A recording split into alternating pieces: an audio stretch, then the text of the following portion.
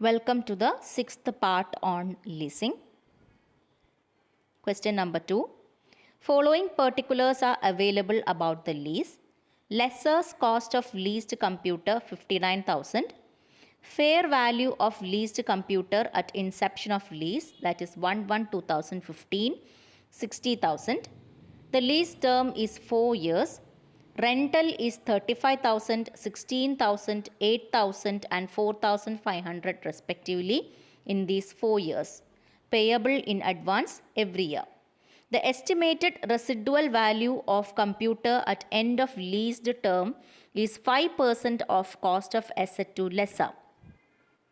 The lessee has the right to continue lease at the end of aforesaid lease term at a nominal rent. The relevant statutory written down value depreciation rate is 40%. A.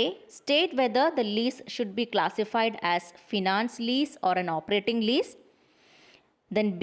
Give journal entries in books of lessee and lessor and also prepare necessary accounts in books of lessor when financing cost transacted was 14%. ഇനി നമുക്ക് ഈ question എന്താണെന്നുള്ളതൊന്ന് analyse ചെയ്ത് നോക്കാം. So ഇവിടെ പറഞ്ഞിരിക്കുന്നത് ലെസ്സറിൻ്റെ cost of leased computer എന്ന് പറയുന്നത് 59,000 ആണ്. ലീസ് പീരീഡിൻ്റെ തുടക്കത്തിൽ, ദാറ്റ് ഈസ് 1/1/2015 ലീസ്ഡ് കമ്പ്യൂട്ടറിൻ്റെ ഫെയർ വാല്യൂ എന്ന് പറയുന്നത് 60,000 ആണ്. ലീസ് ടേം എന്ന് പറയുന്നത് 4 ഇയേഴ്സ് ആണ്.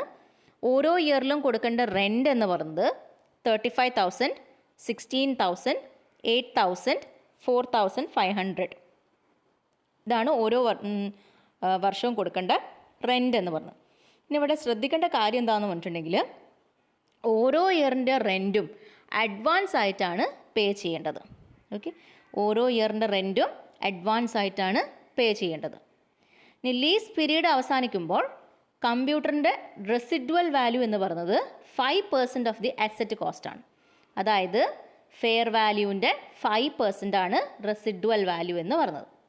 ഓക്കെ, ഇനി ലെസ്സിക്ക് വേണമെങ്കിൽ ലീസ് കണ്ടിന്യൂ ചെയ്യാം at A nominal rent. Depreciation 40% ആണ്. ഡിസ്കൗണ്ട് റേറ്റ് 14% ആണ്. ഇനി ക്വസ്റ്റ്യൻ്റെ 2 പാർട്ടുണ്ട്. ആദ്യത്തെ പാർട്ട് നമുക്ക് ഇത് ഒരു ഫിനാൻസ് ലീസാണോ ഓപ്പറേറ്റിംഗ് ലീസാണോ എന്നുള്ളത് കണ്ടുപിടിക്കണം. അപ്പോൾ ആദ്യം ഈ ക്വസ്റ്റ്യനകത്ത് പറഞ്ഞിരിക്കുന്നത് ഈ ഒരു ക്വസ്റ്റ്യൻ പ്രകാരം ഇതൊരു ഫിനാൻസ് ലീസാണോ ഓപ്പറേറ്റിംഗ് ലീസാണോ എന്നുള്ളത് ഉറപ്പാക്കുക.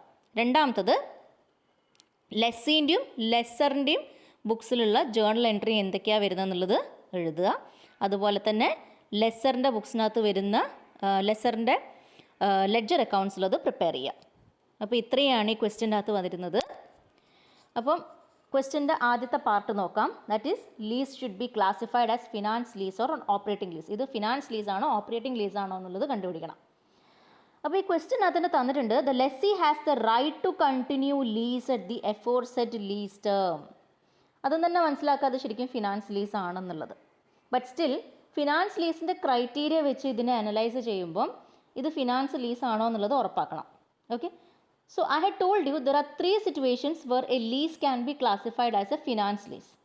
അപ്പോൾ അതിനകത്ത് ഒരെണ്ണം എന്ന് പറഞ്ഞിട്ടുണ്ടെങ്കിൽ present value of minimum lease payment is at 90% of assets fair value എന്ന് പറഞ്ഞിട്ടുണ്ടെങ്കിൽ മിനിമം ലീസ് പേയ്മെൻറ്റ്സിൻ്റെ പ്രസൻറ്റ് വാല്യൂ എന്ന് പറയുന്നത് അസറ്റിൻ്റെ ഫെയർ വാല്യൂവിൻ്റെ 90% വരുന്നുണ്ടെങ്കിൽ ഇത് ഫിനാൻസ് ലീസാണ്. ഓക്കെ, അല്ലെങ്കിൽ നമുക്ക് പറയാം ലീസ് പേയ്മെൻറ്റ്സിൻ്റെ പ്രസൻറ്റ് വാല്യൂ എന്ന് പറഞ്ഞത് ആ ലീസ്ഡ് അസറ്റിൻ്റെ ഫെയർ വാല്യൂവിനേക്കാളും സെയിം ആവുകയോ അല്ലെങ്കിൽ കൂടുകയോ ചെയ്യുകയാണെങ്കിൽ ഇത് ഫിനാൻസ് ലീസാണ്. അപ്പോൾ ഇനി നമുക്കതൊന്ന് നോക്കാം. ഓക്കെ, അപ്പോൾ ഈ ടേബിളിൻ്റെ അകത്ത് ഇയർ കോളം ശ്രദ്ധിക്കുക. ഇയർ കോളത്തിൽ 0, 1, 2, 3, 4 എന്നാണ് തന്നിരിക്കുന്നത്. ഇവിടെ 0 എന്തിനാണ് തന്നിരിക്കുന്നത്? ക്വസ്റ്റ്യൻ്റെ അകത്ത് പറഞ്ഞിട്ടുണ്ട് rent is payable in advance every year എന്ന് പറഞ്ഞിട്ടുണ്ട് അല്ലേ, അതുകൊണ്ടാണ് ഇവിടെ 0 കൊടുത്തിരിക്കുന്നത്. ഓക്കെ, അപ്പോൾ ഓരോ വർഷത്തെയും ലീസ് പേയ്മെൻറ്റ്സ് എത്ര വരും എന്നുള്ളത് നമുക്ക് ക്വസ്റ്റ്യൻ്റെ അകത്ത് തന്നിട്ടുള്ളതാണ്. 35,000, 16,000, 8,000, 4,500 അതാണ് ഇവിടെ കൊടുത്തിരിക്കുന്നത്. ഓക്കെ, 4th ഇയർ ആകുമ്പോൾ ഇവിടെ റെസിഡ്വൽ വാല്യൂ ആണ് വരുന്നത്. ഓക്കെ, റെസിഡ്വൽ വാല്യൂ എങ്ങനെ കിട്ടി? ക്വസ്റ്റ്യൻ്റെ അകത്ത് എന്താ പറഞ്ഞിട്ടുള്ളത്? Residual value of computer at the end of lease term is 5% of cost of asset അല്ലേ എന്ന് പറഞ്ഞിട്ടുണ്ടെങ്കിൽ ഫെയർ വാല്യൂവിൻ്റെ 5% ആണ് റെസിഡ്വൽ വാല്യൂ എന്ന് പറഞ്ഞത്. അതായത് 60,000ൻ്റെ 5% ആണ് residual value, that is 3,000. Okay, ഇനി ഡിസ്കൗണ്ടിങ് ഫാക്ടർ 14%. അപ്പം ഇനി ഇയർ 0ൽ 35,000 lease payments, discount factor 1, then present value of lease payments വരിക 35,000 തന്നെ. ദെൻ ഫസ്റ്റ് ഇയറിൽ 16,000 ലീസ് പേയ്മെൻറ്റ്സ് നടത്തി, ഡിസ്കൗണ്ട് ഫാക്ടർ വരിക 1 ഡിവൈഡഡ് ബൈ 1.14, 1 ഡിവൈഡഡ് ബൈ 1.14 അതായത് 0.8772. ഓക്കെ, അപ്പോൾ present value of lease payments എത്ര വരും? 16,000 ഇൻറ്റു 0.8772 ദാറ്റ് ഈസ് 14,035. ഓക്കെ, ഇനി ഓരോ വർഷത്തെയും പ്രസൻറ്റ് വാല്യൂ കാൽക്കുലേറ്റ് ചെയ്യാൻ വേണ്ടിയിട്ട് ഇതുപോലെ എങ്ങനെ ഡിവൈഡ് ചെയ്ത് പോണ്ട. ദാറ്റ് ഈസ് സെക്കൻഡ് ഇയർ ആകുമ്പോൾ 0.8772 ഡിവൈഡഡ് ബൈ 1.14, അതുപോലെ ഇവിടെ കിട്ടിയിരിക്കുന്ന 0.7695 ഡിവൈഡഡ് ബൈ 1.14 ഇങ്ങനെ ചെയ്ത് പോണ്ട. ഈ ഫസ്റ്റ് ഇയറിൽ കിട്ടിയിരിക്കുന്ന 0.8772 കിട്ടിക്കഴിഞ്ഞാൽ ഈക്വൽസ് ടു അടിച്ചു പോയാൽ ഓരോ വർഷത്തെയും പ്രസൻറ്റ് വാല്യൂ ഫാക്ടർ കിട്ടും. ഓക്കെ, ഒന്നുകൂടി പറയാം, ഫസ്റ്റ് ഇയറിൻ്റെ 0.8772 കിട്ടിക്കഴിഞ്ഞാൽ ഈക്വൽസ് ടു അടിച്ചു പോയാൽ മതി കാൽക്കുലേറ്ററിൽ, അപ്പോൾ ഓരോ വർഷത്തെയും പ്രസൻറ്റ് വാല്യൂ ഫാക്ടർ കിട്ടും. ഓക്കെ, ഇനി ടോട്ടൽ ലീസ് പേയ്മെൻറ്റ്സ് നമുക്ക് എത്ര വരും? 66,500 വരും. Okay, present value of lease payments പറയുന്നത് എങ്ങനെ കിട്ടുന്നുള്ളത് ഞാൻ പറഞ്ഞു. 35,000 ഇൻറ്റു 1 35,000, 16,000 ഇൻറ്റു 0.8772 14,035, 8,000 ഇൻറ്റു 0.7695 6,156. അങ്ങനെ പ്രസൻറ്റ് വാല്യൂ ഓഫ് ലീസ് പേയ്മെൻറ്റ്സിൻ്റെ ടോട്ടലാണ് 60,005 എന്ന് പറഞ്ഞത്. ഓക്കെ, അപ്പോൾ നമ്മളെ ക്രൈറ്റീരിയ എന്തായിരുന്നു? Present value of minimum lease payment is at least 90% of the assets fair value. Minimum lease പേയ്മെൻറ്റ്സിൻ്റെ പ്രസൻറ്റ് വാല്യൂ എന്ന് പറഞ്ഞത് അസറ്റിൻ്റെ ഫെയർ വാല്യൂൻ്റെ 90% വരുന്നുണ്ടെങ്കിൽ, അല്ലെങ്കിൽ അതിൻ്റെ അബവ് വരുന്നുണ്ടെങ്കിൽ, സെയിം ആവുകയോ അല്ലെങ്കിൽ കൂടുകയോ ചെയ്യുകയാണെങ്കിൽ നമുക്ക് എന്ത് പറയാം? ഇത് ഫിനാൻസ് ലീസ് ആണെന്നുള്ളത് പറയാം അല്ലേ. അപ്പോൾ ഇവിടെ നമ്മളുടെ ഫെയർ വാല്യൂ എത്രയാണ്? 60,000 ആണ് ഫെയർ വാല്യൂ എന്ന് പറയുന്നത്. Present value of lease payments എത്രയാണ്? 60,005 ആണ്. ഇപ്പോൾ ചെറിയൊരു ശതമാനം കൂടിയിട്ടുണ്ട് അല്ലേ. അപ്പോൾ നമുക്കിതിനെ എങ്ങനെ ക്ലാസിഫൈ ചെയ്യാം? ഫിനാൻസ് ലീസായിട്ട് ക്ലാസിഫൈ ചെയ്യാം. Okay, so as the present value of lease payment is approximately equal to fair value of leased asset, the lease should be classified as finance lease. ഇനി ക്വസ്റ്റ്യൻ്റെ രണ്ടാമത്തെ പാർട്ടിലേക്ക് കിടക്കാം, that is to prepare the books of lessee and lessor. അപ്പോൾ അത് ചെയ്യുന്നതിന് മുന്നേ ആയിട്ട് നമുക്ക് ഫിനാൻസ് ചാർജസ് എത്ര ഉണ്ടെന്നുള്ളത് കണ്ടുപിടിക്കാം. അപ്പോൾ എങ്ങനെ വരും? ഇങ്ങനെ ആദ്യം ഫിനാൻസ് ചാർജസ് ഒക്കെ കണ്ടുവച്ചിട്ടുണ്ടെങ്കിൽ നമുക്ക് ജേർണൽ എൻട്രീസ് എഴുതുന്ന സമയത്ത് സുഖമായിരിക്കും. ഓക്കെ, അപ്പോൾ ടോട്ടൽ ഫിനാൻസ് ചാർജസ് എത്ര വരുന്നു? ടോട്ടൽ ഫിനാൻസ് ചാർജസ് എങ്ങനെ കാൽക്കുലേറ്റ് ചെയ്യുക? Total lease payments minus fair value of lease.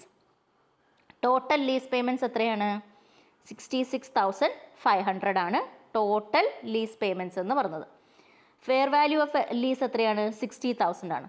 അപ്പം ആ ബാക്കി വരുന്നത് എന്തായിരിക്കും? ഫിനാൻസ് ചാർജസ് ആണ്. ഓക്കെ, 6,500 ആയിരിക്കും എന്ത്? ഫിനാൻസ് ചാർജസ് എന്ന് പറഞ്ഞത്. ഓക്കെ, ഇനി നമുക്ക് ഓരോ ഇൻസ്റ്റാൾമെൻറ്റിനകത്തും ഫിനാൻസ് ചാർജസ് എത്ര അടങ്ങിയിട്ടുണ്ട് എന്നുള്ളത് നോക്കാം. ഓക്കെ, നമുക്കപ്പം ആദ്യം ഈ ടേബിളിനകത്ത് അറിയാവുന്ന കാര്യങ്ങൾ നമുക്ക് ആദ്യം എഴുതി വെക്കാം. Okay, fair value of lease എത്ര നമുക്കറിയാം? 60,000. അതുപോലെ ലീസ് പേയ്മെൻറ്റ്സ് എത്ര വരുന്നുണ്ട് എന്നുള്ളത് നമുക്കറിയാം അല്ലേ, നമ്മൾ നേരത്തെ ചെയ്തു വെച്ചതാണ്. 35,000, 16,000, 8,000, 4,500, 3,000 അങ്ങനെ ഓരോ വർഷത്തെയും നമുക്കറിയാം. ഓക്കെ, ഇനി ഇയർ നമുക്കറിയാം. ഒരു ഫസ്റ്റ് ഇയർ തുടക്കത്തിൽ തന്നെ 1/1/2015 സ്റ്റാർട്ട് ചെയ്യുന്നു ലീസ്, അവസാനിക്കുന്നത് 31/12/2018 അത് നമുക്കറിയാം. അപ്പോൾ നമുക്ക് ഈ 3 കോളം നമുക്ക് സുഖമായിട്ട് ഫില്ല് ചെയ്യാം തുടക്കത്തിൽ തന്നെ. ഓക്കെ, ഇനി ഫസ്റ്റ് ഇയറിൽ ഫിനാൻസ് ചാർജസ് ഇല്ല. ഓക്കെ, ഫിനാൻസ് ചാർജസ് ഇല്ല, പക്ഷേ എൻഡിൽ വരുന്നുണ്ട് അല്ലേ. 31/12/2015 ഫിനാൻസ് ചാർജസ് വരുന്നുണ്ട്. ഫസ്റ്റ് ഇയറിൻ്റെ തുടക്കത്തിൽ അഡ്വാൻസിലാണ് നമ്മൾ എന്ത് പേ ചെയ്യുന്നത്? റെൻറ്റ് പേ ചെയ്യുന്നത്. അപ്പോൾ ഫസ്റ്റ് ഇയറിൽ നമ്മൾ പേ ചെയ്യുന്ന സമയത്ത് 35,000 പേ ചെയ്യുന്ന സമയത്ത് നമുക്ക് ഫിനാൻസ് ചാർജസ് ഇല്ല, പക്ഷേ ആ വർഷം അവസാനം നമുക്ക് എന്ത് വരുന്നുണ്ട്? ഫിനാൻസ് ചാർജസ് വരുന്നുണ്ട്. ഓക്കെ, ഇപ്പോൾ ഫസ്റ്റ് ഇയറിൽ 35,000 ലീസ് പേയ്മെൻറ്റ് അടച്ചു. Reduction in outstanding liability 35,000. Then outstanding liability എന്ന് പറഞ്ഞിട്ടുണ്ടെങ്കിൽ 60,000 മൈനസ് 35,000 ദാറ്റ് ഈസ് 25,000 ആണ് ഔട്ട്സ്റ്റാൻഡിങ് ലയബിലിറ്റി വരിക. ഓക്കെ, ഇനി 31/12/2015 ഫിനാൻസ് ചാർജസ് എത്ര വരും? That is 25,000 outstanding liability into 14% ആണ് ഫിനാൻസ് ചാർജസ് എന്ന് പറഞ്ഞത്. ഓക്കെ, ഔട്ട്സ്റ്റാൻഡിങ് ലയബിലിറ്റി 25,000ൻ്റെ 14% ആണ് 31/12/2015 നമ്മൾ അടയ്ക്കേണ്ട ഫിനാൻസ് ചാർജസ്, ദാറ്റ് ഈസ് 3,500 എന്ന് പറഞ്ഞത്. ഓക്കെ, ഇനി ആ ഇയറിലെ ലീസ് പേയ്മെൻറ്റ്സ് എത്രയാണ്? 16,000 ആണ്. ഓക്കെ, ഇനി ആ ഇയറിലെ ലീസ് പേയ്മെൻറ്റ്സ് കൊടുത്താൽ റിഡക്ഷൻ ഇൻ ഔട്ട്സ്റ്റാൻഡിങ് ലയബിലിറ്റി എത്ര വരും? 25,000 മൈനസ് 16,000 9,000 വരും. ഓക്കെ, ബട്ട് ഫിനാൻസ് ചാർജസ് കൂടി പേ ചെയ്യാനുണ്ട് അല്ലേ? അപ്പോൾ അതും കൂടി പേ ചെയ്യുമ്പം ദാറ്റ് ഈസ് 3,500 കൂടി പേ ചെയ്യുമ്പം റിഡക്ഷൻ ഇൻ ഔട്ട്സ്റ്റാൻഡിങ് ലയബിലിറ്റി എത്ര വരും? 9,000 പ്ലസ് 3,500 12,500. ഓക്കെ, സോ ഇനിയുള്ള ഔട്ട്സ്റ്റാൻഡിങ് ലയബിലിറ്റി എത്രയാണ്? 12,500. ഇനി 31/12/2016 ഫിനാൻസ് ചാർജസ് എത്ര വരും? 12,500. 31/12/2015 ഔട്ട്സ്റ്റാൻഡിങ് ലയബിലിറ്റി ആയിട്ടുള്ള 12,500ൻ്റെ 14% ആണ് ഫിനാൻസ് ചാർജസ് ആയിട്ട് വരുന്നത്. That is 1,750. ഓക്കെ, ഇനി ആ ഇയറിലെ ലീസ് പേയ്മെൻറ്റ്സ് 8,000 കൊടുത്തു. ഓക്കെ, അത് കൊടുത്തു കഴിഞ്ഞാൽ റിഡക്ഷൻ ഇൻ ഔട്ട്സ്റ്റാൻഡിങ് ലയബിലിറ്റി എത്രയാവണം ശരിക്കും പറഞ്ഞാൽ? ദാറ്റ് ഈസ് 12,500 മൈനസ് 8,000 എന്ന് പറഞ്ഞാൽ 4,500 ആണ്. ബട്ട് ഫിനാൻസ് ചാർജസ് കൂടി പേ ചെയ്യുമ്പോൾ ദാറ്റ് ഈസ് 1,750 കൂടി പേ ചെയ്യുന്ന സമയത്ത് നമുക്ക് ഔട്ട്സ്റ്റാൻഡിങ് ലയബിലിറ്റി എത്ര വരും? 6,250 വരും. ഓക്കെ, ഒന്നും കൂടി പറയാം. ദാറ്റ് ഈസ് ഈ ഒരു വർഷത്തിൽ നമ്മൾ കൊടുക്കേണ്ട ഫിനാൻസ് ചാർജസ് 31/12/2016 നമ്മൾ കൊടുക്കേണ്ട ഫിനാൻസ് ചാർജസ് എന്ന് പറഞ്ഞത് 12,500 ഇൻറ്റു 14%, ദാറ്റ് ഈസ് 1,750 ആണ്. ഓക്കെ, ആ വർഷത്തെ ലീസ് പേയ്മെൻറ്റ്സ് 8,000 കൂടി കൊടുത്തു കഴിഞ്ഞാൽ നമുക്ക് വരുന്ന outstanding reduction in outstanding liability എന്ന് പറഞ്ഞത് 4,500 ആണ് ആവേണ്ടത്. പക്ഷേ നമുക്ക് എന്തും കൂടി കൊടുക്കാനുണ്ട്? ഫിനാൻസ് ചാർജസും കൂടി കൊടുക്കാനുണ്ട് അല്ലേ? അപ്പോൾ 4,500 പ്ലസ് 1,750 ഫിനാൻസ് ചാർജസും കൂടി കൊടുത്തു കഴിഞ്ഞിട്ടുണ്ടെങ്കിൽ റിഡക്ഷൻ ഇൻ ഔട്ട്സ്റ്റാൻഡിങ് ലയബിലിറ്റി എത്രയാവും? 6,250 ആവും. ഓക്കെ, ഇനി 31/12/2017 6,250ൻ്റെ 14%, അതായത് 875 ആണ് ഫിനാൻസ് ചാർജസ് വരിക. ലീസ് പേയ്മെൻറ്റ്സ് വരിക 4,500 ആണ്. ദെൻ 6,215 മൈനസ് 4,500 എന്ന് പറഞ്ഞിട്ടുണ്ടെങ്കിൽ 1,750 ആണ് വരിക. പക്ഷേ നമ്മൾ എന്തും കൂടി കൊടുക്കാണ്ട് 875 ഫിനാൻസ് ചാർജസും കൂടി കൊടുക്കാനുണ്ട്. സോ ദാറ്റ് മീൻസ് 1,750 പ്ലസ് 875 എന്ന് പറഞ്ഞിട്ടുണ്ടെങ്കിൽ 2,625 ആണ്. ഓക്കെ, ഇനി 31/12/2018 അവസാനത്തെ വർഷം 3,000 ആണ് വരുന്ന ലീസ് പേയ്മെൻറ്റ്സ് എന്ന് പറഞ്ഞത്. ഇവിടെ റിഡക്ഷൻ ഇൻ ഔട്ട്സ്റ്റാൻഡിങ് ലയബിലിറ്റി 2,625 ആണ്. അപ്പോൾ 3,000 മൈനസ് 2,625 ബാക്കി വരുന്ന 3,375 എന്താണ്? ഫിനാൻസ് ചാർജസ് ആയിരിക്കും. ഓക്കെ, ആ 375 ആണ് ബാക്കി വരുന്ന അമൗണ്ട്. ബാലൻസിങ് ഫിഗർ എന്ന് പറയുന്നത് ഫിനാൻസ് ചാർജസ് ആയിരിക്കും. ഓക്കെ, അപ്പോൾ ഈ രീതിയിലാണ് ഫിനാൻസ് ചാർജസിന് ഓരോ ഇൻസ്റ്റാൾമെൻറ്റിലും എത്ര വരുന്നുണ്ട് എന്നുള്ളത് കാൽക്കുലേറ്റ് ചെയ്യേണ്ടത്. ഇനി നമുക്ക് എൻട്രീസ് നോക്കാം.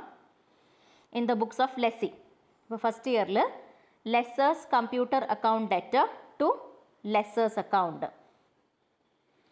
സോ ലീസ്റ്റ് അസറ്റിനെ ഫെയർ വാല്യൂയിലോ പ്രസൻറ്റ് വാല്യൂയിലോ റെക്കോർഡ് ചെയ്യാനുള്ള എൻട്രി ആണിത്. അപ്പോൾ ഇവിടെ എമൗണ്ട് വരെ എങ്ങനെ 60,000 ആണ്. ഇതിങ്ങനെ ഈ 60,000 വന്നത് നമുക്ക് ഫസ്റ്റ് ഇതിനകത്ത് പറഞ്ഞിട്ടുണ്ട്. ഈ ഒരു എൻട്രി ഇതിൻ്റെ അകത്ത് പറയുന്നുണ്ട്. Supposing present value of lease payments എന്ന് പറഞ്ഞത് ഫെയർ വാല്യൂവിനെക്കാട്ടിലും കുറവാണെങ്കിൽ പ്രസൻറ്റ് വാല്യൂവിലാണ് നമ്മൾ റെക്കോർഡ് ചെയ്യേണ്ടതെന്ന് പറഞ്ഞിട്ടുണ്ടായിരുന്നു.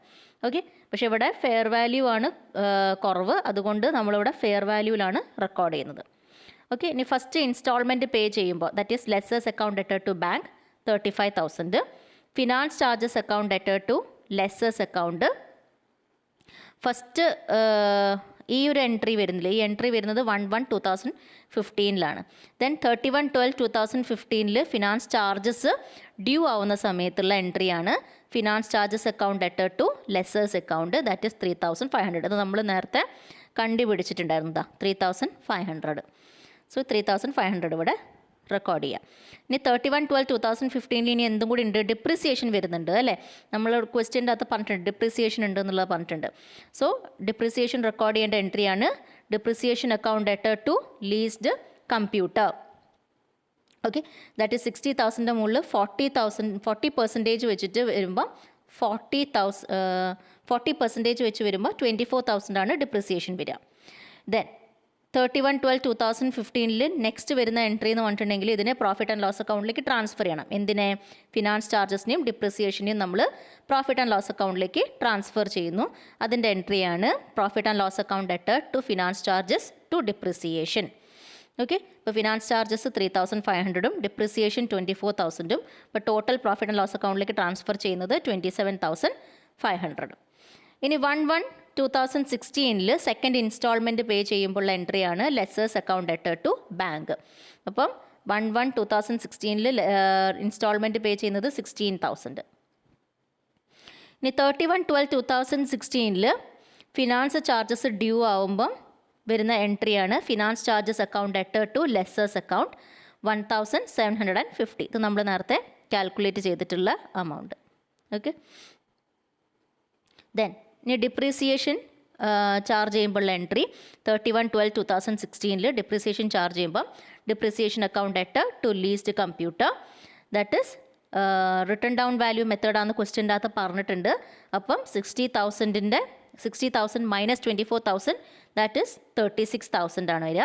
36,000 മുകളിൽ 40% എന്ന് പറഞ്ഞിട്ടുണ്ടെങ്കിൽ 14,400. ഓക്കെ, ഇനി ഇതിനെ ഫിനാൻസ് ചാർജസിനെയും ഡിപ്രിസിയേഷനെയും പ്രോഫിറ്റ് ആൻഡ് ലോസ് അക്കൗണ്ടിലേക്ക് നമ്മൾ ട്രാൻസ്ഫർ ചെയ്യുന്നു.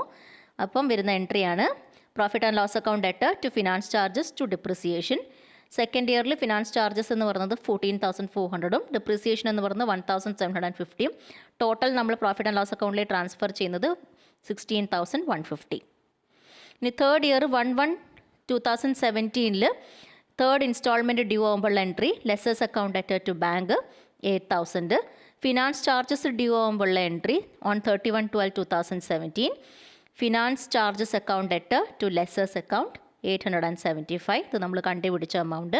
ദെൻ 31/12/2017 ഡിപ്രിസിയേഷൻ ചാർജ് ചെയ്യുമ്പോഴുള്ള entry depreciation account debtor to leased computer, that is 21,600 മുകളിൽ 40% എന്ന് പറഞ്ഞാൽ 8,640.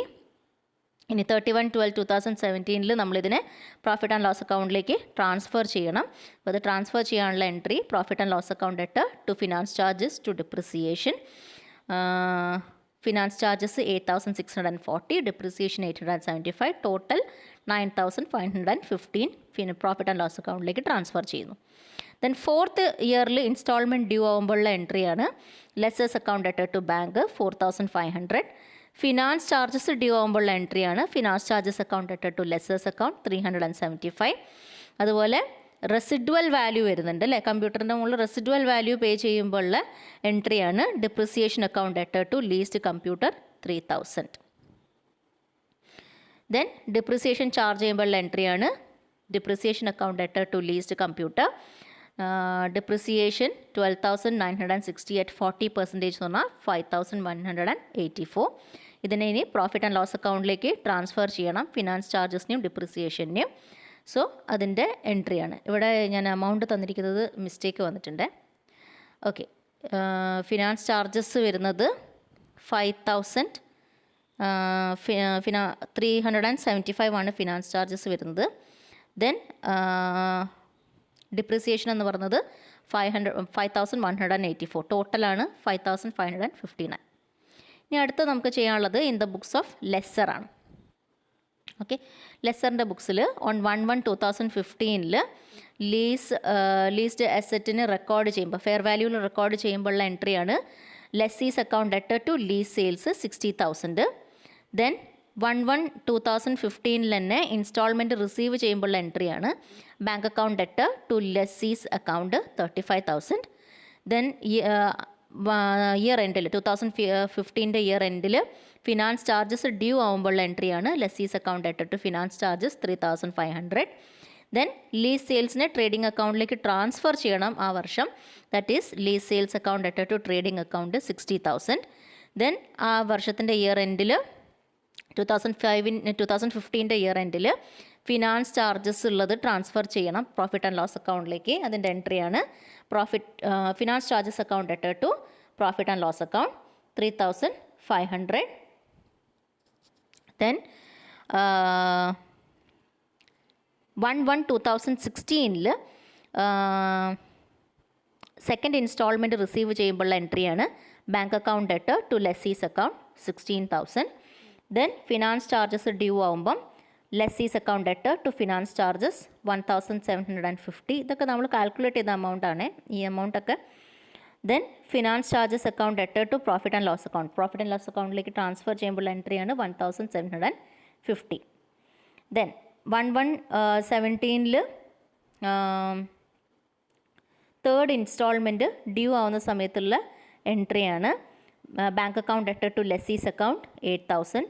ഫിനാൻസ് ചാർജസ് ഡ്യൂ ആവുമ്പോൾ that is 31/12/2017 finance charges due ആവുമ്പോൾ lessee's account debtor to finance charges 875. Finance ചാർജസിനെ ട്രാൻസ്ഫർ ചെയ്യാൻ finance charges account debtor to profit and loss account 875. Then 1/1/2018 fourth instalment receive ചെയ്യുമ്പോൾ എൻട്രിയാണ് bank account debtor to lessee's account 4,500. Then 31/12/2018 finance charges due ആകുമ്പോൾ എൻട്രിയാണ് lessee's account debtor to finance charges 375. Then 31/12/2018 residual value receive ചെയ്യുന്ന സമയത്ത് bank account debtor to lessee's account 3,000. Then 31/12/2018 finance charges transfer ചെയ്യുമ്പോഴുള്ള എൻട്രിയാണ് finance charges account debtor to profit and loss account 375. ഇനി ledger accounts prepare ചെയ്യാനും കൂടി പറഞ്ഞിട്ടുണ്ടായിരുന്നു. ലെസ്സറിൻ്റെ ബുക്സിൽ വരുന്ന ledger accounts, അപ്പോൾ ലീസ് സെയിൽസും ലെസ്സീസ് അക്കൗണ്ടും മേജറായിട്ട് വരുന്ന രണ്ടെണ്ണം നമ്മളിവിടെ പ്രിപ്പയർ ചെയ്യുന്നത്. ഇത് സിമ്പിളാണ്. You can on the basis of the entries you can do the ledger accounts. So thank you so much.